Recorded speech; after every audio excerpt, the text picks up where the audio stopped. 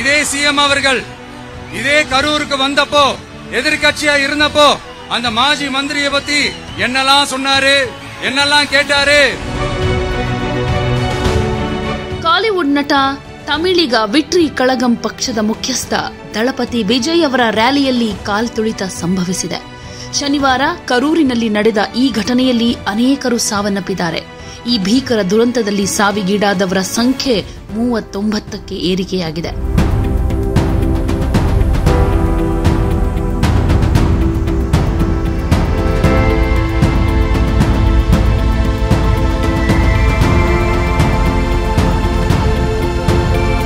ತಮಿಳುನಾಡಿನ ಕರೂರಿನಲ್ಲಿ ದಳಪತಿ ವಿಜಯ್ ಅವರು ರಾಜಕೀಯ ರ್ಯಾಲಿಯನ್ನ ಹಮ್ಮಿಕೊಂಡಿದ್ರು.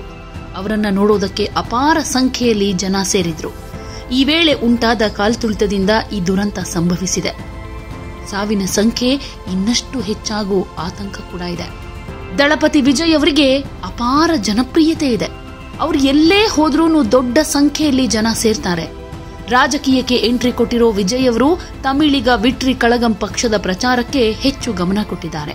அந்த விழாவில் மாண்புமிகு சிஎம் அவர்கள் இந்த மாஜி மந்திரியை பத்தி உச்சி மேல தூக்கி வச்சு மெச்சினதெல்லாம் நம்ம காதால கேட்டோம் இல்லையா? இதே சிஎம் அவர்கள் இதே கரூருக்கு வந்தப்போ எதிர்கட்சியா இருந்தப்போ அந்த மாஜி மந்திரியை பத்தி என்னெல்லாம் சொன்னாரு, என்னெல்லாம் கேட்டாரு. ஐயா ஃபேக்ட் செக் நண்பர்களே, இதெல்லாம் நீங்க பெருசா ரிசர்ச் பண்ணணும்னு அவசியமே இல்ல. யூடியூப் ஓபன் பண்ணி பாருங்க, தெரிச்சிருவீங்க, மிரண்டுருவீங்க. இந்த திமுகவுக்கு இந்த மாஜி மந்திரி இப்ப என்னவா இருக்கிறாரு அப்படின்னு மக்கள் பேசிக்கிறாங்க தெரியுமா? ಕರೂರು ಜಿಲ್ಲೆಯಲ್ಲಿ ಅವರು ದೊಡ್ಡ ರ್ಯಾಲಿಯನ್ನೇ ನಡೆಸಿದ್ರು. ಜನರನ್ನ ಕಂಟ್ರೋಲ್ ಮಾಡೋದಕ್ಕೆ ಸಾಧ್ಯವಾಗದೆ ಪರಿಸ್ಥಿತಿ ಕೈಮೀರಿ ಹೋಗಿದೆ. ಕರೂರಿನ ಕಾಲ್ತುಳಿತದಲ್ಲಿ 6 ಮಕ್ಕಳು ಸೇರಿದ ಹಾಗೆ ಇಲ್ಲಿ ತನಕ ಒಟ್ಟು 39 ಜನ ಸಾವನ್ನಪ್ಪಿದ್ದಾರೆ. 40ಕ್ಕೂ ಹೆಚ್ಚು ಜನರು ಗಾಯಗೊಂಡಿದ್ದು ಆಸ್ಪತ್ರೆಯಲ್ಲಿ ಟ್ರೀಟ್ಮೆಂಟ್ ಪಡ್ಕೊಳ್ತಾ ಇದ್ದಾರೆ. ಈ ರ್ಯಾಲಿಯಲ್ಲಿ ಅಂದಾಜು 60,000 ಜನ ಸೇರಿದ್ರು ಅಂತ ಹೇಳಲಾಗ್ತಿದೆ.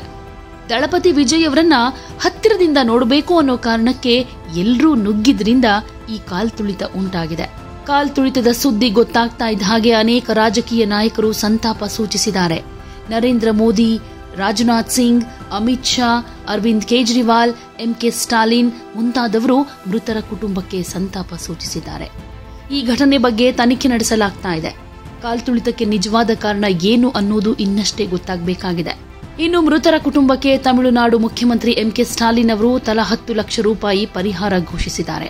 ಗಾಯಗೊಂಡವರಿಗೆ ತಲಾ 1 ಲಕ್ಷ ರೂಪಾಯಿ ಪರಿಹಾರ ನೀಡುವುದಾಗಿ ತಿಳಿಸಿದ್ದಾರೆ.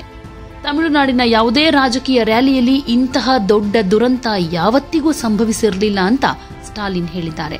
ಘಟನೆಗೆ ಸಂಬಂಧಪಟ್ಟ ಹಾಗೆ ತನಿಖೆ ನಡೆಸುವುದಕ್ಕೆ ನಿವೃತ್ತ ಹೈಕೋರ್ಟ್ ಜಡ್ಜ್ ನೇತೃತ್ವದಲ್ಲಿ ತಂಡ ರಚಿಸಲಾಗಿದೆ.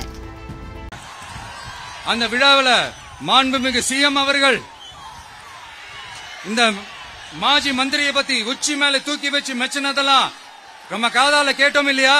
இதே சிஎம் அவர்கள் இதே கரூருக்கு வந்தப்போ எதிர்கட்சியா இருந்தப்போ அந்த மாஜி மந்திரியை பத்தி என்னெல்லாம் சொன்னாரு, என்னெல்லாம் கேட்டாரு. ஐயா ஃபேக்ட் செக் நண்பர்களே, இதெல்லாம் நீங்க பெருசா ரிசர்ச் பண்ணணும்னு அவசியமே இல்ல.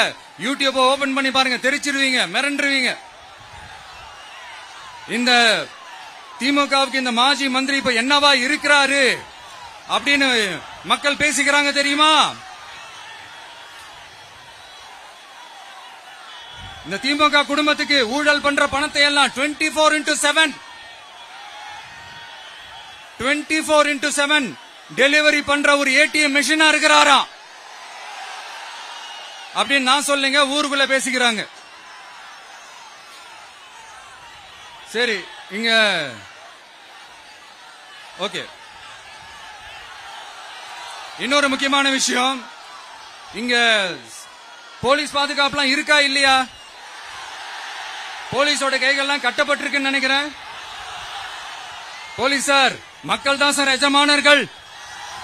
மக்களுக்காக மட்டும்தான் பயப்படணும், வேற யாருக்காகவும் பயப்படணும்னு அவசியமே கிடையாது. இன்னும் 6 மாசம் தான். ஆட்சி மாறும், காட்சி மாறும், அதிகாரம் கை மாறும். உண்மையான மக்களாட்சி, மனசாட்சி உள்ள மக்களாட்சி அமையும். அப்ப தெரியும் எல்லாருக்கும் சுதந்திரமும் பாதுகாப்பும் 100% வரும். தேங்க்யூ நண்பா. கான்பிடண்டா இருங்க, நல்லதே நடக்கும், வெற்றி நிச்சயம். அஷ்மிகா 9 வயசு ஒரு பொண்ணு காணுமா, நீங்களே நம்ம தோழர்கிட்ட சொல்லி கண்டுபிடிச்சு கொடுத்துருக்கீங்க. அஷ்மிகா 9 வயசுல ஒரு பொண்ணு காணுமா, தம்பிகளா கொஞ்சம் தேடி கண்டுபிடிச்சு கொடுத்துருங்க.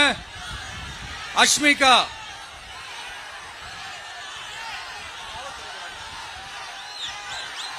Police sir, please sir, please help sir, please.